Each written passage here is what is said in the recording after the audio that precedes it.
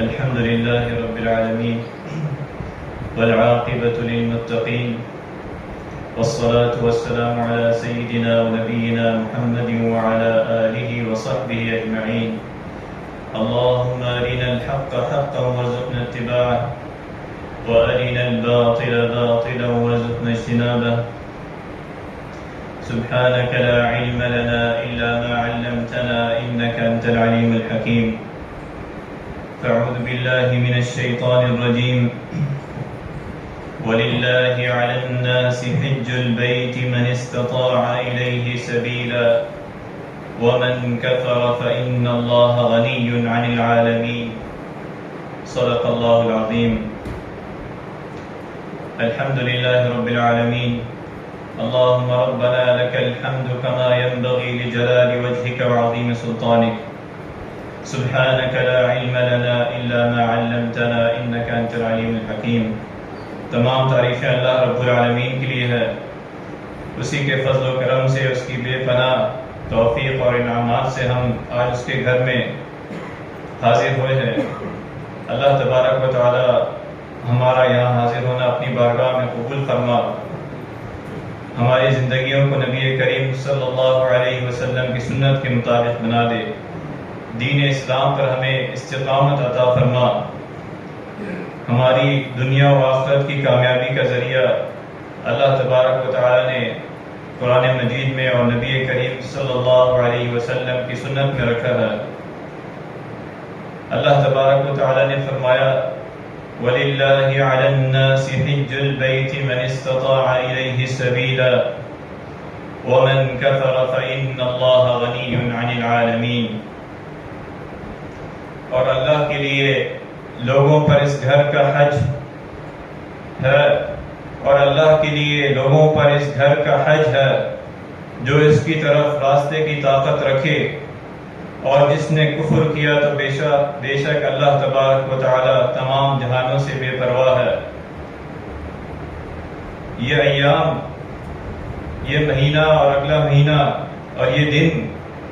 جن میں اللہ تبارک و تعالی کے بندے جن کا بلاوا آ چکا ہے حج کے لیے، جنہوں نے پوری اپنی جمع پونجی لگائی کہ وہ ان ایام میں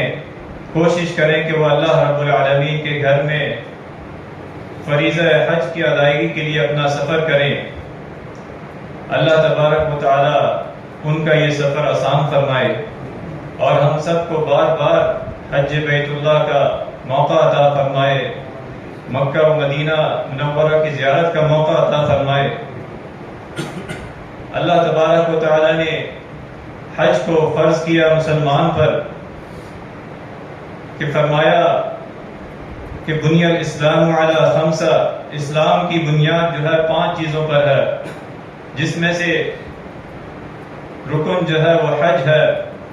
ایک مسلمان پر جو ہے وہ اللہ رب العالمین کے لیے حج کی عبادت کو جو ہے وہ فرض کیا. اور آپ علیہ الصلاۃ والسلام نے فرمایا یا ایھا الناس قد فرض اللہ علیکم حج فحجوا، کہ اے لوگوں اللہ نے تم پر حج فرض کیا ہے لہذا تم حج کرو. اور اسی طرح ہمیں رہنمائی عطا فرمائی کہ فرضیت حج کے لیے جو شرائط ہیں کہ وہ مسلمان ہو، دین اسلام پر آ جائے، مسلمان پر جو ہے وہ حج فرض ہے، اور عاقل و بالغ مسلمان ہو، آزاد ہو. اور اس کے بعد فرمایا وہ مسلمان عاقل و بالغ وہ استطاعت بھی رکھتا ہو کہ اس گھر کی طرف جو ہے وہ سفر کر سکے، مالی طور پر حج کے اخراجات اٹھا سکے. ان شرائط کے ساتھ جو ہے اس پر یہ عبادت جو ہے اللہ تبارک و تعالی نے فرض کی. فرمایا وَلِلَّهِ عَلَى النَّاسِ حِجُّ الْبَيْتِ مَنِ اسْتَطَاعَ إِلَيْهِ سَبِيلًا. حج بیت اللہ کرنا ان لوگوں پر اللہ کا حق ہے جو اس کی طرف جانے کی طاقت رکھتے ہوں. تو یہ شرائط کے ساتھ اللہ تبارک و تعالی نے ایک مسلمان پر حج کی جو ہے وہ فرض کیا. اور آپ علیہ الصلاۃ والسلام نے فرمایا کہ نیکی کے کام میں جلدی کرو، خصوصاً اتنی بڑی نیکی اور یہ فرض حج کے بارے میں آپ علیہ الصلوۃ والسلام نے فرمایا کہ استطاعت وہ چیز ہے الزاد والراحلہ کہ جس کے پاس جو ہے سواری کا خرچ ہو، جانے کا سفر کا خرچ ہو، تو اسے اپنے اس سفر میں، اپنے اس فرض میں جو ہے کوتاہی نہیں کرنی چاہیے، حج کو جو ہے پہلے موقع پہ ادا کرنا چاہیے۔ اور ان شرائط کے ساتھ آپ علیہ الصلوۃ والسلام نے فرمایا کہ وہ حج کا ارادہ کرنے میں،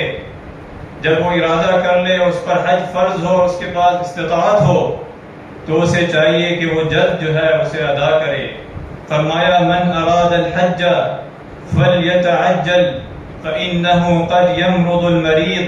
وتضل الضلالة وتعرض الحاجة او كما قال علیہ الصلوۃ والسلام، کہ جس آدمی کا حج کرنے کا ارادہ ہو، فرضیت ہو گئی ہو، اس کے پاس استطاعت ہو، اور اللہ تبارک و تعالیٰ نے اسے مال بھی دیا ہو، استطاعت میں آتا ہو، تو اسے چاہیے کہ وہ بیماری سے پہلے حج کر لے، حج کرنے میں جلدی کرے کہ اس سے پہلے کہ کوئی وہ بیمار پڑ جائے، یا اس کی کوئی چیز گم ہو جائے، یا اسے کوئی ضرورت پیش آ جائے کہ وہ آئندہ اس کو موقع نہ ملے، تو نیکی کے کام میں خصوصاً حج ادا کرنے میں اسے پہل کرنی چاہیے اور پہلے اسے ادا کر لے۔ اسی طرح حج کے فضائل کے بارے میں آپ علیہ الصلوۃ والسلام نے فرمایا کہ حج مبرور جو ہے اس کا بدلہ جو ہے وہ جنت ہے۔ فرمایا، حضرت ابو ہریرہ رضی اللہ عنہ روایت کرتے ہیں کہ آپ علیہ الصلوۃ والسلام نے فرمایا الحج المبرور لیس له جزاء الا الجنہ، حج مبرور کا بدلہ جنت ہی ہے، اس کے سوا کوئی نہیں ہے۔ حج مبرور سے مراد کہ اللہ تبارک و تعالیٰ نے قرآن مجید میں فرمایا فلا رفث ولا فسوق ولا جدال فی الحج، کہ حج میں جو ہے کوئی شہوانی فعل نہ ہو، کوئی نافرمانی نہ ہو، کوئی لڑائی جھگڑا نہ ہو۔ فلا رفث ولا فسوق ولا جدال فی الحج، اللہ کی نافرمانی نہ کی گئی ہو، اور حج کے موقع پر اللہ تبارک و تعالیٰ نے اور نبی کریم صلی اللہ علیہ وسلم نے جو سنت طریقہ بتایا ہے اس کے مطابق تمام مناسک ادا کیے جائیں، تو یہ حج جو ہے وہ حج مبرور ہے، اور یہ حج جو ہے وہ گناہوں کو مٹا دیتا ہے۔ کہ ایک صحابی آپ علیہ الصلوۃ والسلام کے پاس آئے اور فرمایا کہ اللہ تبارک و تعالیٰ نے مجھے دین اسلام کی محبت میرے اندر ڈال دی ہے، میں آپ کے ہاتھ پر بیعت کرنا چاہتا ہوں، لیکن ایک شرط ہے کہ مجھے یہ بتائیے کہ میں اسلام قبول کر لیتا ہوں تو میرے جو پچھلے گناہ ہیں وہ معاف کر دیے جائیں گے؟ تو آپ علیہ الصلوۃ والسلام نے فرمایا اما علمت ان الاسلام یہدم ما کان قبلہ، کہ کیا تمہیں نہیں پتا کہ اسلام پہلے گناہوں کو مٹا دیتا ہے؟ وان الہجرۃ تہدم ما کان قبلها وان الحج یہدم ما کان قبلها، اور اسی طرح حج جو ہے وہ پچھلے تمام گناہوں کو مٹا دیتا ہے۔ یہ حج کی فضیلت و اہمیت، اور آپ علیہ الصلوۃ والسلام نے فرمایا کہ غربت اور گناہوں کو اس طرح ختم کر دیتا ہے حج اور عمرہ کرنا، حج اور عمرہ کرنا غربت اور گناہوں کو اس طرح ختم کر دیتا ہے جس طرح بھٹی لوہے کے رزق کو ختم کر دیتی ہے۔ تو یہ ہر مسلمان عاقل و بالغ جس پر فرضیت ہے اور استطاعت ہے اسے یہ فریضہ ادا کرنے میں کوتاہی نہیں کرنی چاہیے، اور یہ اللہ تبارک و تعالیٰ کے مہمان ہیں جس کا بلاوا آتا ہے۔ فرمایا الغازی فی سبیل اللہ والحاج والمعتمر وفد اللہ، کہ یہ اللہ تبارک و تعالیٰ کے راستے میں جہاد کرنے والے، حج کرنے والے اور عمرہ کرنے والے، یہ سب اللہ تبارک و تعالیٰ کے مہمان ہیں۔ فرمایا دعاؤہم فاجابوہ، کہ ان کی دعا جو ہے وہ اللہ تبارک و تعالیٰ قبول فرماتا ہے۔ وسألوہ فأعطاہم، جو وہ سوال کرتے ہیں، جو حاجت مانگتے ہیں، اللہ تبارک و تعالیٰ ان کی حاجتوں کو جو ہے وہ پورا فرماتا ہے۔ اسی طرح آپ علیہ الصلوۃ والسلام نے سفر حج کے آداب ہمیں بتائے ہیں، اس کے شرائط و آداب ہمیں بتائے ہیں کہ اللہ تبارک و تعالیٰ کی رضا کے لیے یہ عمل ہو، اس کی ادائیگی نہ تو دکھاوے کے لیے ہو، نہ تو کوئی نام و نسب نام کے لیے ہو کہ میں اب حج ادا کر کے مجھے کوئی لقب مل جائے گا، بلکہ خالصتاً یہ عبادت جو ہے وہ اللہ تبارک و تعالیٰ کی رضا کے لیے ہو، اخلاص کے ساتھ ہو۔ فرمایا وَمَا أُمِرُوا إِلَّا لِيَعْبُدُوا اللَّهَ مُخْلِصِينَ لَهُ الدِّينَ حُنَفَاءَ وَيُقِيمُوا الصَّلَاةَ وَيُؤْتُوا الزَّكَاةَ وَذَلِكَ دِينُ الْقَيِّمَةِ۔ انہیں اس کے سوا کوئی حکم نہیں دیا گیا کہ وہ صرف اللہ کی عبادت کریں، اس کے لیے عبادت کو خالص کرتے ہوئے اور یکسو ہو کر نماز قائم کریں اور زکوٰۃ دیں، اور یہی نہایت درست دین ہے، یہی سیدھا طریقہ ہے۔ تو حج کے بارے میں فرمایا کہ وہ اخلاص کے ساتھ اللہ تبارک و تعالیٰ کی رضا کے لیے وہ عمل ہو، اور اپنی نیک کمائی سے، حلال کمائی سے وہ عمل کیا جائے کہ آپ علیہ الصلاۃ والسلام نے فرمایا یا ایھا الناس ان اللہ طیب ولا يقبل الا طیبا، اے لوگوں اللہ تبارک و تعالیٰ پاک ہے اور صرف پاک چیز کو قبول فرماتا ہے۔ اخلاص کے ساتھ اپنے حلال کمائی میں جو ہے یہ عبادت کو، خصوصاً حج کو اور دیگر تمام عبادات کو اللہ تبارک و تعالیٰ کی رضا کے لیے اخلاص کے ساتھ اور حلال کمائی سے کیا جائے۔ کہ آپ علیہ الصلوۃ والسلام نے مزید فرمایا کہ ایک شخص جو ہے وہ سفر کر کے آتا ہے، غبار آلود ہوتا ہے، اور وہ اللہ تبارک و تعالیٰ کے ہاں اس کے دربار میں ہاتھ اٹھاتا ہے، اس سے دعائیں کرتا ہے کہ اے میرے رب مجھے معاف کر دے، میرے گناہوں کو معاف کر دے، میری حاجتوں کو پورا کر دے۔ فرمایا کہ اس کا کھانا پینا، اس کا لباس جو ہے وہ حرام کا ہے، تو اللہ تبارک و تعالیٰ اس شخص کی دعا کیسے قبول کرے گا؟ تو حج جیسی عبادت کو جو ہے وہ حلال کمائی کے ساتھ، اخلاص کے ساتھ ادا کیا جائے، اور اس عزم کے ساتھ کہ وہ اللہ تبارک و تعالیٰ کے راستے میں تمام گناہوں سے جو ہے وہ توبہ کرے گا، آئندہ جو ہے وہ کسی کا حق نہیں کھائے گا، اور جو حق کسی کا لیا ہے تو اسے پہلے ادا کرے گا۔ تو یہ شرائط و عادات کے ساتھ جو ہے اللہ تبارک و تعالیٰ کے راستے میں حج کا سفر کرنا، اور خصوصاً پھر فرمایا من حج فلم یرفث ولم یفسق رجع کیوم ولدتہ امہ۔ آپ علیہ الصلوۃ والسلام نے فضیلت بیان کی کہ وہ بندہ جو حج ادا کرے اور اللہ تبارک و تعالیٰ کی نافرمانی سے بچا رہے، اور اس کی فرمانبرداری کے مطابق کسی مسلمان کو تکلیف نہ دے، کسی کو ایذا نہ پہنچائے، اللہ تبارک و تعالیٰ کی نافرمانی نہ کرے، گویا وہ اس طرح لوٹا ہے جس طرح آج اس کی ماں نے اس کو جنم دیا ہے، کیوم ولدتہ امہ۔ تو مسلمان تو ہے ہی کہ جس کے ہاتھ سے، جس کی زبان سے دوسرا مسلمان جو ہے وہ محفوظ رہے۔ المسلم من سلم المسلمون من لسانہ ویدہ۔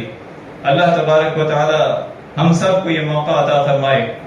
اور خصوصاً اس سفر حج کے دوران ایک حاجی کے ذہن میں وہ مقام و مرتبہ ہو جس جگہ پر وہ جا رہا ہے، اس کی عظمت، اس کی فضیلت، جس کے بارے میں اللہ تبارک و تعالی نے قسم کھائی وَهَذَا الْبَلَدِ الْأَمِينَ، کہ یہ بلد الامین ہے، مکہ مکرمہ و مدینہ منورہ۔ اور پھر فرمایا لا اقسم بهذا البلد، یہ بلد الامین جس کے بارے میں حضرت ابراہیم علیہ السلام نے دعا کی رب اجعل هذا بلدا آمنا، اے میرے رب اس شہر کو امن کی جگہ بنا، رب اجعل هذا بلدا آمنا۔ تو یہ مکہ مکرمہ کی عظمت، اس کی فضیلت اس کے ذہن میں ہو کہ وہ مقام، وہ شہر جس میں نبی کریم صلی اللہ علیہ وسلم کی پیدائش ہوئی، وہ مقام ان اول بیت وضع للناس جس میں اللہ تبارک و تعالی نے سب سے افضل الرسل، خاتم الرسل، رحمت للعالمین صلی اللہ علیہ وسلم کو مبعوث فرمایا،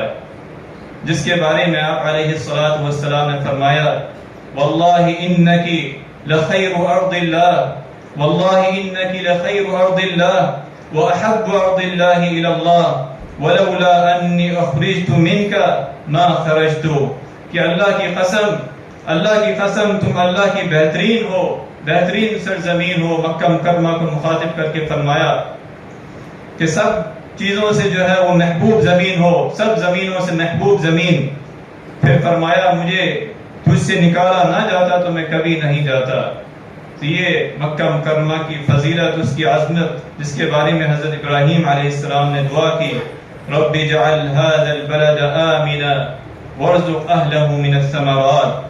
اور اسی طرح مسجد حرام کی طرف اس نیت کے ساتھ کہ اللہ تبارک و تعالیٰ نے نبی کریم صلی اللہ علیہ وسلم کے ذریعے فرمایا کہ لا تشد الرحال الا ثلاثه مساجد المسجد الحرام والمسجد الاقصى ومسجد هذا او كما قال علیہ الصلوۃ والسلام، کہ ثواب کی نیت سے، اللہ تبارک و تعالیٰ کی رضا کی نیت سے 3 مساجد کی طرف سفر کیا جا سکتا ہے، ایک مسجد حرام مکہ مکرمہ میں، ایک مسجد اقصی، اور یہ میری مسجد نبوی صلی اللہ علیہ وسلم۔ اور اسی طرح نماز کی ادائیگی کے بارے میں فرمایا کہ مسجد حرام میں ایک نماز دوسری مساجد میں 1,00,000 نمازوں سے افضل ہے۔ فرمایا وَصَلَاةً فِي الْمَسْجِدِ الْحَرَامِ افضل من 100 صلاة فی سوا، کہ مسجد حرام میں ایک نماز دوسری مساجد میں 1,00,000 نمازوں سے افضل ہے۔ تو اس کا اہتمام کرنا، اس کو اپنے ذہن میں رکھنا، اور پھر آپ علیہ الصلوۃ والسلام نے مدینہ منورہ کی فضیلت کے بارے میں، جہاں اللہ تبارک و تعالیٰ نے قرآن مجید میں ذکر کیا مدینہ منورہ کے نام سے، فرمایا ما كان لأهل المدینة ومن حولهم من الأعراب، وہ مقام، وہ شہر جہاں نبی کریم صلی اللہ علیہ وسلم ہجرت کر کے گئے، اور اللہ تبارک و تعالیٰ نے فرمایا ان اللہ تعالی سمى المدینہ طابا، کہ بے شک اللہ تبارک و تعالیٰ نے مدینہ کا نام طابا رکھا، مدینہ کا ذکر آیا، اور اسی طرح الدار کا ذکر آیا والذین تبوؤوا الدار والایمان من قبلہم۔ تو اس مقام پر اس شہر کی بھی حرمت، اس کی عظمت اور اس کی فضیلت حاجی کے ذہن میں ہو کہ آپ علیہ الصلوۃ والسلام نے فرمایا ان ابراہیم حرم مکہ، ان ابراہیم حرم مکہ ودعا لأہلها وانی حرمت المدینہ کما حرم ابراہیم مکہ وانی دعوت فی صاعها ومدنها بمثل ما دعا ابراہیم لأہل مکہ، کہ بے شک ابراہیم علیہ السلام نے مکہ کو حرمت والا قرار دیا اور مکہ والوں کے حق میں دعا کی، میں مدینہ کو حرمت والا قرار دیتا ہوں جیسا کہ ابراہیم علیہ السلام نے مکہ مکرمہ کو حرمت والا قرار دیا، اور میں اہل مدینہ کے لیے دعا کرتا ہوں جیسا کہ ابراہیم علیہ السلام نے اہل مکہ مکرمہ کے لیے دعا کی۔ اسی طرح مدینہ منورہ کی موت کے بارے میں فرمایا آپ علیہ الصلوۃ والسلام فإنی اشفع لمن يموت بها، کہ مدینہ منورہ میں جس کی موت آئے وہ انسان، وہ مسلمان جو ہے، شفاعت میں اس کی شفاعت کروں گا۔ کہ حضرت عمر رضی اللہ عنہ کے بارے میں آتا ہے کہ حضرت عمر رضی اللہ عنہ یہ دعا کیا کرتے تھے اللہم ارزقنی شہادتا فی سبیلک، اللہم ارزقنی شہادتا فی سبیلک، اے اللہ مجھے اپنے راستے میں شہادت نصیب فرما، واجعل موتی فی بلد رسولک صلی اللہ علیہ وسلم، اور مجھے اپنے رسول صلی اللہ علیہ وسلم کے شہر میں موت عطا فرما۔ اسی طرح مدینہ منورہ کے کھجور کے بارے میں آپ علیہ الصلوۃ والسلام نے فرمایا من تصبح بسبع ثمرات عجبا لم يضره ذلك اليوم سم ولا سحر او كما قال علیہ الصلوۃ والسلام، جو شخص صبح کے وقت 7 عدد عجوہ کھجوریں کھا لے، اسے اس دن زہر اور جادو کوئی چیز جو ہے اسے نقصان نہیں پہنچائے گی، کہ آپ علیہ الصلوۃ والسلام کے اس کے بارے میں۔ اسی طرح جہاں نمازوں کے بارے میں فرمایا کہ اس مسجد میں نماز پڑھنا صلاۃ فی مسجدی ھذا خیر من 1000 صلاۃ فیما سواہ الا المسجد الحرام او کما قال علیہ الصلوۃ والسلام، میری اس مسجد میں ایک نماز دوسری مساجد میں 1000 نمازوں سے بہتر سوائے مسجد حرام کے، وہاں 1,00,000 نمازوں کے برابر جو ہے اس سے افضل ثواب ہے۔ پھر فرمایا روضۃ من ریاض الجنہ، کہ آپ علیہ الصلوۃ والسلام نے فرمایا ما بین بیتی و منبری روضۃ من ریاض الجنہ، کہ جو قطع زمین ہے میرے گھر اور منبر کے درمیان یہ روضہ ہے، جنت کے باغوں میں سے ایک باغ ہے۔ اسی طرح آپ علیہ الصلوۃ والسلام نے مسجد قباء کی فضیلت کے بارے میں فرمایا یہ وہ مسجد ہے جس کی بنیاد خود آپ علیہ الصلوۃ والسلام نے ہجرت مدینہ کے موقع پر رکھی تھی۔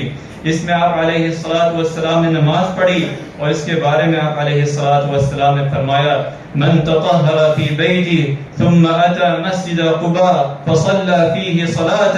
كان له كأجر عمره او كما قال علیہ الصلوۃ والسلام، جو شخص اپنے گھر میں وضو کرے، پاک صاف ہو کر مسجد قباء آئے اور اس میں نماز پڑھے تو اسے عمرے کے ثواب جو ہے اس کے برابر ثواب ملے گا۔ اللہ تبارک و تعالیٰ سے دعا ہے کہ جو ہم نے سنا ہے اس پر عمل کرنے کی توفیق عطا فرمائے. اللہ تبارک و تعالیٰ ہمیں بھی حرمین شریفین کی زیارت، ہمیں بھی حج و عمرہ کی بار بار یہ موقع عطا فرمائے. اللہ تبارک و تعالیٰ ہمیں اس مقام کی، مکہ و مدینہ کی فضیلت و عظمت کے ساتھ اس کے سفر کرنے کی توفیق عطا فرمائے. اللہ تبارک و تعالیٰ سے دعا ہے کہ ہماری زندگیوں کو نبی کریم صلی اللہ علیہ وسلم کی سنت کے مطابق بنا دے. وآخر دعوانا الحمد للہ.